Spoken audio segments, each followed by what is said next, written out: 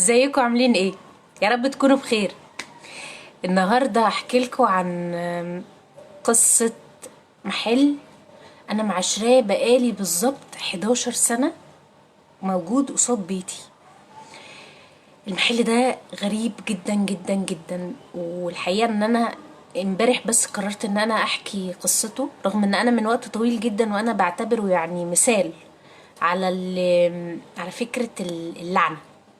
بجد محل من اغرب ما يكون في الدنيا. طبعا كلكم بتسمعوا عن فكرة ان المحل ده عتبته وحشة، بس بجد هو مفيش اوحش ولا اصعب ولا ابشع من عتبة المحل اللي تحت بيتي. هو مش تحت بيتي بالظبط، هو قصادي الناحية التانية، فبيبقى واضح ليا تماما اللي بيحصل فيه. المحل ده انا يعني موجود قدامي من سنين طويلة، والحقيقة ان هو يعني بمقاييس التجارة وبمقاييس الجودة فهو مكانه حلو جدا، و يعني امكاناته عظيمة ومساحته حلوة وموقعه حلو. كل حاجة فيه تقول ان المحل ده هينجح نجاح ساحق. لكن الحقيقة انه اي حد كان بيفكر ياخد المحل ده لازم تحصله حاجة غريبة، ومعظم لدرجه ان بقى الناس بتحذر منه، يقولوا بلاش ده، يعني المحل ده ابعد عنه. لحد يعني خليني احكي لكم الاول عن شويه حاجات كده. يعني اطول واحد قعد في المحل ده قعد 3 شهور بس. في ناس كانت بتفتحه والدنيا مش بتمشي معاهم وخلاص، وفي ناس كانت بتفتحه والدنيا بتمشي معاهم بس برضه بيسيبوه لاي سبب بقى. يجي لهم يحصل لهم مشاكل، يحصل لهم ازمات، يحصل لهم اللي يحصل لهم. المهم ان الناس بتسيب المحل ده في الاخر. المحل ده اتفتح مغسله، اتفتح مكواجي، اتفتح محل لعب اطفال، اتفتح فول وطعميه، اتفتح ايه تكييفات، اتفتح. والله العظيم مش بقول يعني مش بهزر، هو فتح كل الحاجات دي واتفتح حاجات اكتر من كده كمان. يعني انا حتى مش قادره افتكرها من كتر ما هو تقريبا كل شهر بيكون نشاط غير النشاط. اليافطه بتنزل ويطلع يافطه، يطلع تنزل اليافطه وتطلع اليافطه، وتنزل اليافطه وتطلع اليافطه، لحد ما خلاص هي الناس بقت متاكده انه المحل ده فيه حاجه غلط. المحل ده مش طبيعي، المحل ده عتبته وحشه. وانا حتى كنت بدات خلاص اامن بفكره انه لا، العتبه وحشه. فكره العتبه وحشه دي على فكره ناس كتير مؤمنين بيها قوي، انه المحل ده دخلته مش قد كده. وفي ناس بتعمل حاجات عشان تزفر العتبه عشان الوحشه اللي عليها ما تبقاش وحشه. يعني في ناس بتذبح، في ناس للاسف بيجيبوا خفاش ويحطوه على، يعني يذبحوه ويحطوه على ويحفروا ويحطوه تحت العتبة. وفي ناس بتذبح عرسة، يعني في ناس بتذبح عرس وتدفنها برضو على يعني على اساس ان دي بتضيع الفال الوحش او بتضيع العتبة الوحشة، فكده المحل هيبقى عتبته كويسة. فيعملوا ايه؟ يجيبوا عرسة ويذبحوها ويدفنوها على باب المحل. انا مش عارفة يعني انهي شغل كفار، انا اسفه يعني، اللي بيخلي الناس تعمل كده. بس سواء بقى دفنوا خفاش، دفنوا عرس، دفنوا كلاب، دفنوا اللي دفنوه، هي العتبه بتفضل وحشه. بس في ناس مؤمنه بالموضوع ده، وفي ناس بتشوف انه لا، ده تهريج، مفيش حاجه اسمها عتبه وحشه. انا كرحاب مؤمنه انه الاماكن ليها طاقه، والاماكن ليها بتعرف الناس زي ما الناس بيعرفوا الاماكن.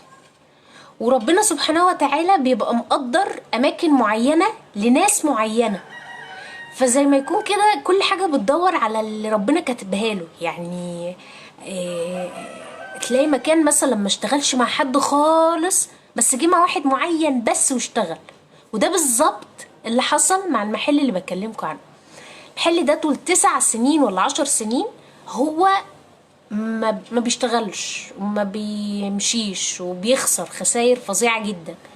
لكن سبحان الله من وقت قصير بالظبط الثلاث شهور، قبل الثلاث شهور دول كان في افتتاح كبير جدا لفول وطعم، كان اخر النشاط بقى قبل الاخراني ده، فول وطعميه وسماعات وبتاع. هم شهر بالظبط، الراجل ما كملش شهر ومشي. فلما مشي وجي بقى الناس الجداد اللي خدوه هم مأجرينه طبعا. انا طبعا يعني شايفاهم بيرفعوا اليافطه، انا صعبوا عليا يعني، من لو كان نفسي اقول لهم ما بلاش، بس قلت يعني يمكن انا يعني ماليش دعوه، ربنا دعيت لهم من قلبي ان ربنا بجد يعني انا اي حد كان بياخد المحل كنت بدعي له من قلبي ان ربنا يوفقه وييسره ويديله من اوسع الارزاق يعني. لحد لما جم الناس دول، والناس دول سودانيين مش مصريين، من اخواتنا اللي لجأوا لمصر خلال الفترات اللي فاتت، وفتحوه حاجه غريبه جدا، فتحوه محل عيش سوداني. فانا يعني بجد يعني انا كنت مشفقه عليهم جدا، لان يعني اول حاجه جت في بالي قلت ايه يعني يا حبايبي جايين بلد مش بلدهم، ويعني هو البيت بيتهم كل حاجه، بس يعني اقصد ان هي مش السودان، هي مصر، فده مش بلدهم. ف وجايين في ظروف صعبه وسايبين بيوتهم، ويمكن دي اخر فلوس معاهم هيستثمروا بيها. فيعني يوم ما ربنا يعني او يوم ما هم يختاروا محل، يختاروا المحل ده ما بلاش. بجد بقيت يعني والله العظيم قلبي وجعني عليهم، اللي هو ليه؟ شوفوا حاجة تانية بلاش المحل ده. بس يعني تابعته، وبسم الله ما شاء الله انا اتفاجئت، بجد اتفاجئت يعني، من حالة نش، حرفيا نش، الناس كانوا بينشوا في المحل ده، مفيش حد قاعد فيه ما نشش. لطوابير، الله اكبر يعني، ربنا يا رب يزيدهم ويبارك لهم وييسر لهم. الناس بتقف على المكان ده طوابير، ما شاء الله لا قوه الا بالله العلي العظيم. هم اول محل بيفتح في الشارع، يعني انا بنزل مثلا اودي ولادي المدرسه الصبح بلاقيهم هم يا حبايبي فتحوا ووقفوا. يعني اللي رايح شغله الصبح، رايح الساعه 6، رايح الساعه 7، رايح الساعه 5 الصبح، هتلاقيهم فاتحين، بيفتحوا من الفجر، حرفيا بيفتحوا من الفجر. فمعتمدين بركة البكور، وربنا فعلا مبارك لهم، اللهم بارك، وبيفضلوا لحد وقت متأخر جدا. وعايزة اقول لكم بجد كمية ناس بتشتري منهم، مش سودانيين بس، يعني انا كمان جربتهم، قد ايه العيش بتاعهم جميل، وقد ايه معاملتهم حلوة وبشوشين، ومن وقت للتاني بيشغلوا اغاني سودانية. فاللي حصل ده خلاني امنت بجد انه العتبات ارزاق، ويمكن رزقك مش في عتبة بس في عتبة تانية. فسبحان من جابهم من بلد لبلد عشان يجعل رزقهم عند العتبة دي، مش اي عتبة تانية.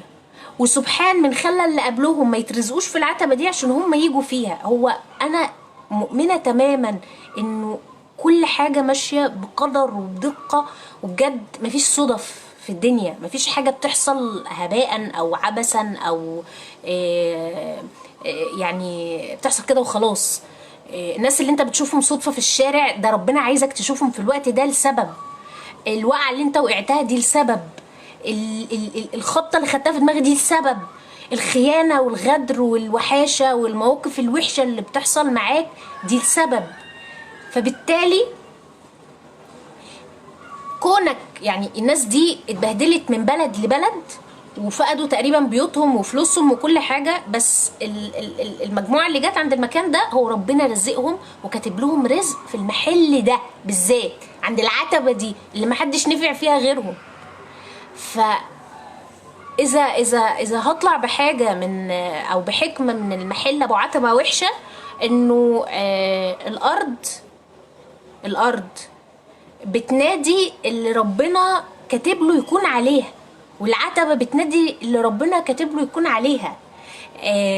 هم مش متملكينه بس ربنا رجع لهم رزق في المكان ده، جم من بلد لبلد عشان يترزقوا في الحتة دي اللي محدش فيهم، يعني محدش قبلهم اترزق في المكان ده، محدش اترزق غيرهم. ونفس الشيء مع اخواتنا في فلسطين انا متاكده 100% انه والله لو اتعمل فيهم ايه، هي دي بتاعتهم، دي ارضهم، وان شاء الله رب يعني، وده وعد ربنا انه الارض لاصحابها. والارض بتنادي اللي رزقه عليها، والمكان بينادي اللي ربنا كاتب له يكون عليه، مش حد تاني. ولو اتشقلبت، لو عملت خدت كل بالاسباب، اعظم افتتاح هنا في المحل، اعظم افتتاحات واجمد حاجات ومصاريف وكله، بس مين نفع؟ حل بسيط، بيافطة بسيطة، بكلام، بإنتاج بسيط، بمكان جديد، يعني مكنة أو اتنين بسيطة جدا، بس ربنا جاعل ليهم رزق عند الحتة دي ليهم هما بس، مش لحد تاني. فهو سبحان موزع الأرزاق، وسبحان من جعل الأرض تنادي ناس بعينها في وقت معين في مكان معين. ف الدرس المستفاد ده من الحدوته الطويله العريضه دي انه مفيش مكان عتبته وحشه، هو في مكان رزقك مش فيه، انت رزقك موجود بس في مكان تاني، محتاج تنقل مكان تاني.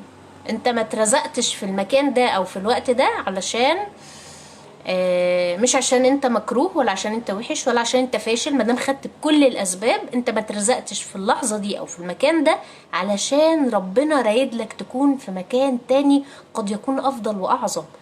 الرزق بيجري ورا صاحبه زي القضا وزي الموت حرفيا.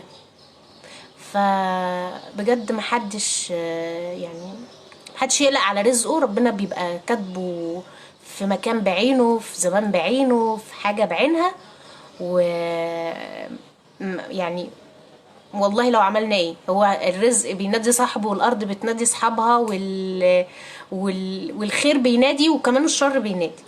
فبجد حبيت يعني بدعي لهم من قلبي، ربنا وادعوا لهم انتوا كمان، ربنا يوسع رزقهم ورزقنا، اللهم امين يا رب. وده كان اول لايف ليا معاكم، بحاول اعمل لايفات من وقت كبير بس ما كنتش بتوفق، مش عارفه ليه، يمكن كان لسه الرزق ما جاش، فلعله جه. فادعوا لي بقى ان انا اطلع معاكم لايفات تانية كتير حلوه، ويكون في اللايف ده اصلا حلو. واشوفكم على خير ان شاء الله في لايفات تانية كتير وحواديت تانية كتير. اشوفكم على خير، باي باي.